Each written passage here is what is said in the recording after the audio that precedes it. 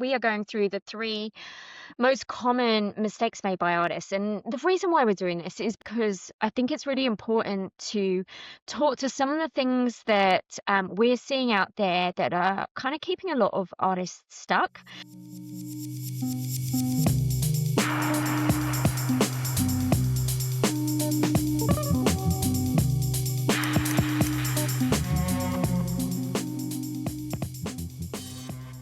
Hi there, welcome to another episode of Bench Talk. I'm your host, Tom Gerrard.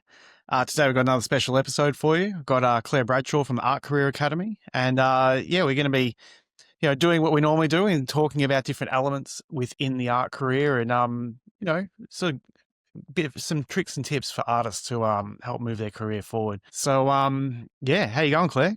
Good to have you back. I'm going really well. I'm excited for this. Yeah, I love having these conversations with you. It's great delving into different elements within an artist's career and just sort of unpacking it a little bit. So, do you want to introduce what we're talking about today? Yeah, so as Tom mentioned, we are going through the three most common mistakes made by artists. And the reason why we're doing this is because I think it's really important to talk to some of the things that we're seeing out there that are kind of keeping a lot of artists stuck. They're things that either, Tom has experienced himself in his career or things that we have seen out and about in the community. And we want to help you move forwards. So by having more awareness over the things that are in the way, you can then start to shift things and start to move towards where you actually really want to go. So the first one that we see a lot is a reluctance to putting yourself out there as an artist. So this is really that visibility piece. And it's something that can hold people back for a really long time if it's not addressed. And this can look like hiding out in your studio. So just going in every day to your studio and doing some work, but not either posting it, not sharing it in any way, and just expecting or hoping that someone's going to see your work online, or like just hoping that someone's just going to come along to your studio and miraculously discover you, and that doesn't really happen. And so that's something that definitely can happen a lot with artists. And then the other side of it is just not going out and about. So not going out into the community, not networking either with other artists or collaborating with other artists, or even, going to shows and building relationships with collectors or gallery owners and things like that. And so, yeah, it's just kind of hiding away, hoping to be one day miraculously discovered without actually doing much to actually be seen out there. And I think it's really important to mention here that one of the things, and this is a very common one, and particularly for people who are more sensitive, we may, love to do the creation, and particularly if you're more introverted, but that whole kind of putting yourself out there, it's really vulnerable. And it takes a ton of courage, and it may not feel very natural. And one of the reasons why we can kind of stay stuck here is that it can feel really safe to stay in your studio and to be in your happy place creating. However, if you're wanting to create a professional career, you need to start to step out there a little bit more. And this isn't about, ripping the band-aid off and forcing yourself to do something. This is more, bit by bit, starting to step out there, starting to post a little more, starting to go to some events and things like that. And it's creating more safety around being seen and your art being seen. So that's the first one. Tom, what do you have to offer on that as well from your perspective? Well, I know everyone's different with their different levels of confidence in putting themselves out there. And so, it's I guess it's always daunting, like approaching strangers, like people you don't really know, and and building up relationships and all that, but starting from scratch is usually a pretty scary thing. So I always think about like going to art galleries and like being around the art community. It's always good to sort of go in a group or have some friends. Like they don't even have to be other artists or anything, but that helps as well. But just sort of not doing it alone, because no one likes standing in a busy room on their own and not knowing anyone and wanting to start making conversation. It actually makes it quite difficult. Where is if you're already in a part of a group, it's sort of easier to get things going. But yeah, it's just an essential part of building an art career as well. Like people need to know that you exist for one, and also then be exposed to your artwork and all that type of stuff. So, like as far as putting yourself out there, it works on so many layers. There's the personal layer of like building connection with people, but also building connection through your artwork, and that happens from being seen and you Mm. know exposing people to your artwork. Really, that familiarity, has to happen over and over again to build. It very rarely happens on the first viewing. Yeah, for sure, for Yeah, sure. And it's kind of one of those things that, it makes sense. Of course, we all know that, you've got to be seen in order to create demand, for people to know that you exist and then for people to then want to buy your work, right? Like it makes sense. However, there can be a gap between kind of knowing that you need to do that and then actually what you're actually doing day to day. And so I think, a key part of this is to start to ask yourself the questions, how am I being seen on a daily basis? How is my work, getting out there? And, am I being seen as an artist and building connections on a monthly, weekly basis as well? And just asking yourself those questions. And I think the other piece is to understand if you're not doing it and there's some fear in there, just doing some journaling and getting to understand what's behind it. What is the fear? Is it a fear of failure? Is it a fear of vulnerability? Is it a fear of being rejected? Like all of these are very real fears. But if we don't address them, we don't bring them to the awareness, then what happens is that we don't do anything with them and we stay small and stuck. So challenging you. exactly. Yeah, Yeah. but it's like everything. Like Mm. with when there's growth, it's usually uncomfortable, Yeah. and it doesn't feel like it's the easiest option is to sort of run away and hide. But Mm. and I think that most of us feel that way. But we Yeah. realize that if there's something that you want bad enough, you've got to put yourself in those uncomfortable positions and push yourself out there. 100%. And it Mm. gets easier, doesn't it, Tom? It gets easier the more Yeah, you do it, the more it becomes familiar, and then the less it feels so scary, and the safer you feel with putting yourself out there. And exactly. that's then how things kind of ripple and expand from there by doing this more and more and more. So yeah, very important one. Yeah, consistency builds confidence.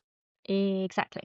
All Alrighty. right. So the second one is artists who are wanting to be career artists. They're wanting to be professional artists. They're wanting to either be full or part-time with their art, but they're neglecting the business side. They are focusing purely on the creation, which of course is a hugely important aspect. Don't stop doing that. But neglecting the business side. And when we speak to a lot of artists, and we ask them about the business side, often they say, I don't know what to do or how to do it. Or they say, oh, I hate doing all of that. I just want to create all day.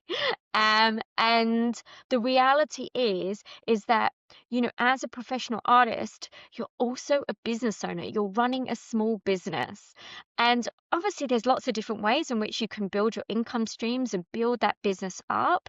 But a core component of that is to start to understand business, to understand some marketing aspects, get clear in terms of what your multiple streams of income are going to be, and start to, build some of these things out. Along with, how are you being seen, and what are the different ways in which you are bringing new people into your world? Really, really important. Mm. Yeah, I agree. Like this is similar to the other one, like the hiding in your studio and just Mm. focusing on your artwork. Um yeah, like art's a balance. I always say that. It's like it's two-sided. One side's creating, the other side's running a business. And with those two you can have a sustainable art career.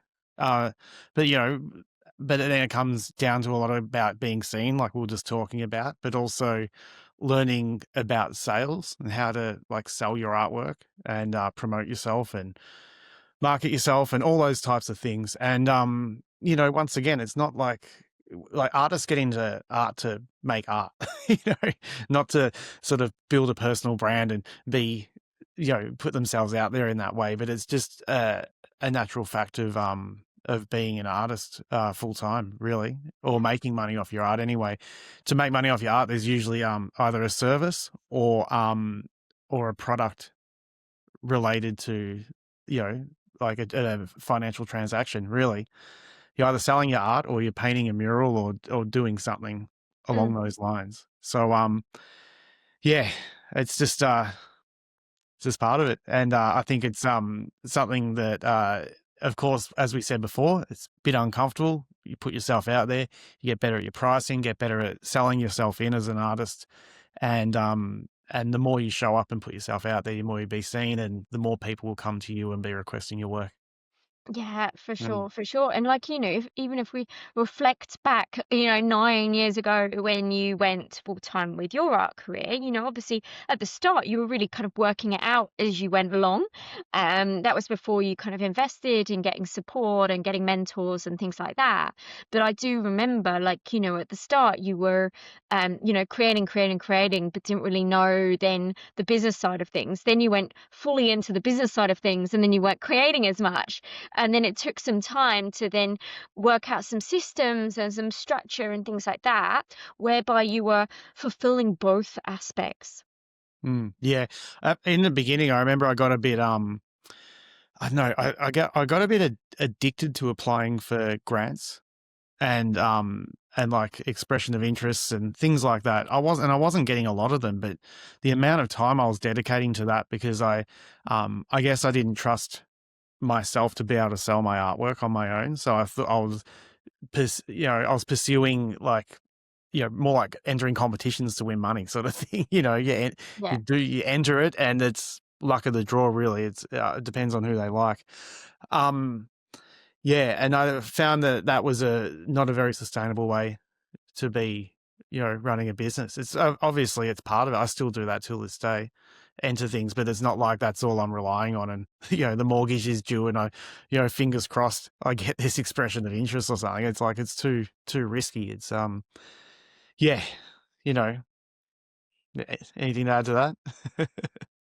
Yeah, I think that, having that mindset that I am also a business owner as well as an artist is Mm, going to serve you really well. yeah, And so starting to shift and consider that I'm moving into that professional space, and therefore I need to consider like these different elements of my art career and my art business that's outside of purely creating.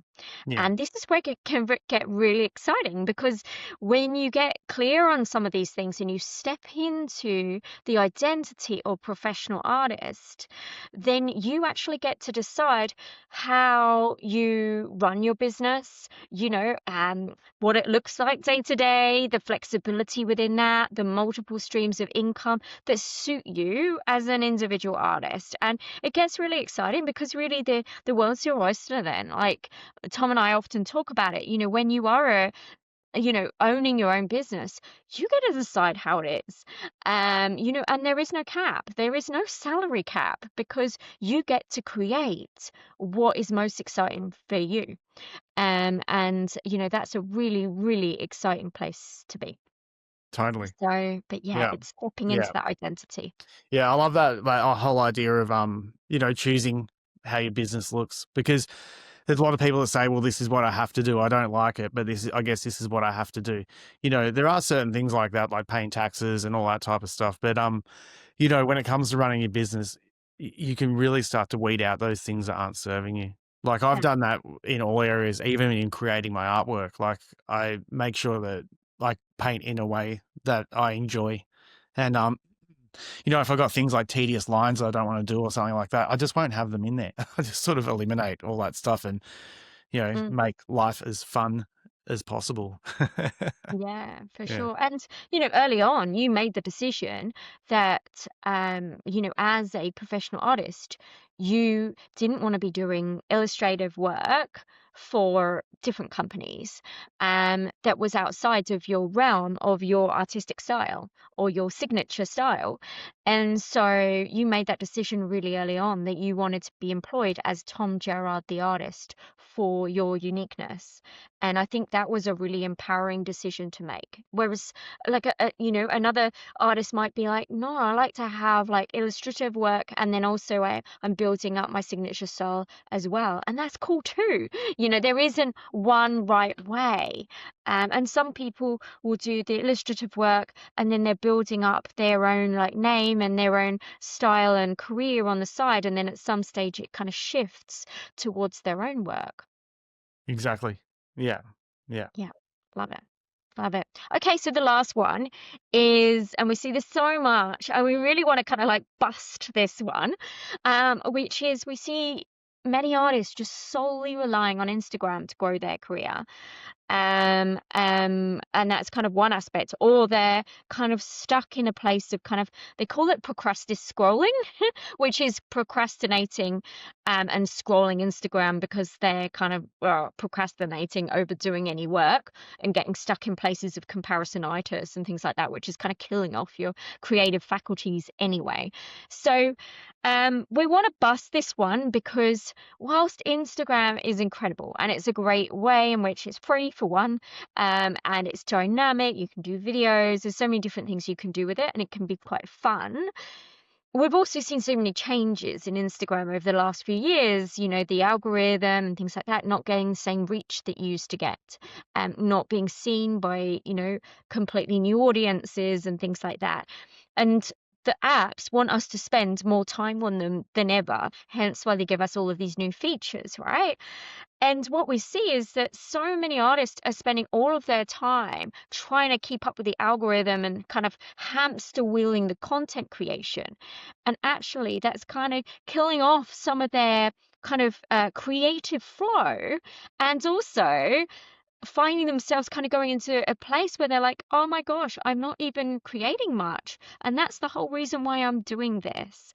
So, Instagram is a component of your art career in terms of how you're getting out there and being seen, but it's just a component of that. It is not everything. And so I want to give you some other examples of things that you can be doing to help to put yourself out there. And so, one of the great ways to put yourself out there is through collaborations. Another way, so collaborating with other artists, putting on group shows, things like that, are great ways in which other people will be coming into that show that your friend's putting on, and they'll be seeing your artwork as well. So having those beautiful alignments can be a great way to build up your audience. Um, and also having something like an email list. So way in which you're capturing people's emails so that you can actually be sending them information about upcoming shows and things like that. So you start to create more of an ecosystem rather than just relying on this external app, because ultimately Instagram is not something that you own. It's something that's owned by Mark Zuckerberg, and he can change. It could die tomorrow, and then you might kind of go, where are my people? So you really want to bring them more into your own world. So what do you have to say as well, Tom? Yeah, I 100% agree with you. That's you know, on all areas of what you're just saying, Claire. Yeah, I've seen it a lot where like artists are spending like all their time making a really fancy reel, and that's like their day in the studio, and it's like, yeah, you sort of, you painted for the camera, but you didn't really like get stuck into your work because you were spent too much time making a really nice reel. I don't think anything should have more priority over the artwork than the art itself. It's number one thing to build an art career. Well, and balancing it with business, as we were saying earlier. But yeah, as far as building a newsletter list, a lot of artists seem reluctant to do that because it isn't as easy as getting followers on Instagram. I guess you can build up thousands of followers, but then you know, I like, but then you might only get like a couple of hundred of subscribers to your newsletter list. But I think that I think that like 1,000 followers is like equivalent to maybe like 50 subscribers. Like I think that they're like the subscribers to your newsletter are really valuable. Like they engage with you a lot more, and you can invite them to events, and you can sell directly to them. There's all these things. Whereas you're putting stuff out on Instagram, you're just sort of um, fishing in a big pond, I guess. It's a lot more niche and direct. And over the years, like I've had a newsletter list for years, and there's things that just started just as a name and an email of like blossomed into relationships and stuff. And I hang out with people and catch up with people who I've met through my newsletter list, which sounds really weird, but it's actually just the case. It's a fact, because I've put on events at my studio and I've invited people off there, and then, I've seen their name pop up on sales on my online store and things like that. It's you start to see the same names popping up, and then eventually meet them in person, and you realize that you've got fans out there who are collecting your art and supporting you. You know, so Yeah, yeah. for sure, for sure. Mm. And I think Instagram and TikTok and these types of platforms, they're training our brains to become, we want instant gratification all the time. They're training our brains to get addicted to dopamine, which is a hormone that's all about this quick fix. It's the same hormone that gets released when we have a bite of chocolate or an alcoholic drink or something like that, or we win the pokies. And it's the same hormone that gets released that they're plugging into through Instagram and TikTok and some of these kind of quick likes and followers and things like that. The thing is that relying on that entirely is not a way to create a sustainable art career. And your main aim here is to create, if you're with us and you're wanting to create a professional sustainable art career, it's about the long game. It's about sustainable practices and doing this, consistency and building. So for example, you start your email list and you're bringing people from Instagram, and then you invite them to an event, and then in that event you're inviting other people who come to that event to join your email list, and it's just this kind of like this beautiful ecosystem that you create.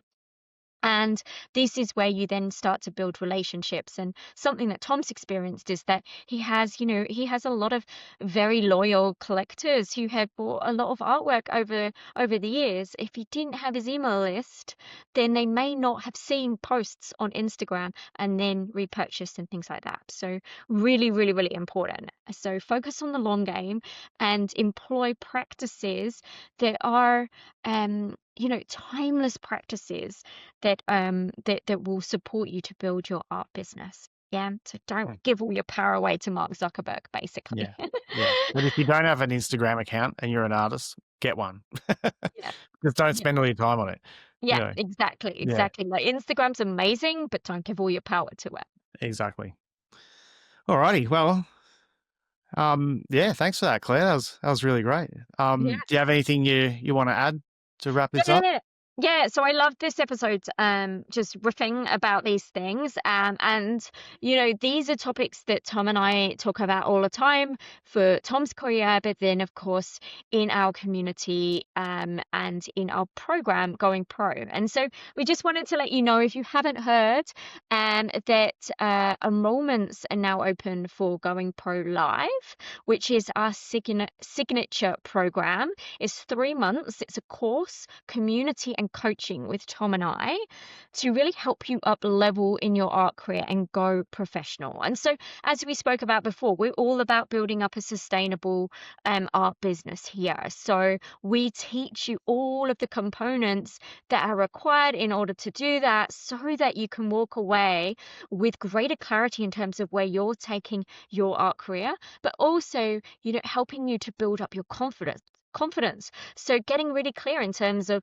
articulating who you are as an artist, where you're going for your career, but then also in terms of like how you're showing up. So ensuring that you're being seen and talking about your art from a place of confidence. And this, my friends, goes a very, very long way in your career. So we start September the 1st. So if you are keen on that, then we're going to put the link below, and you can come and join us. The early bird finishes 26th of August, so you have a little bit more time to save a little bit of money, and the doors close on September the 1st. If you are keen, we can't wait to have you join us in this round. Yeah, thanks again, Claire, for coming on. I can't wait to see everyone who decides to join us on Going Pro. If you want to find out more, click the link in the show notes or head to artcareeracademy.com.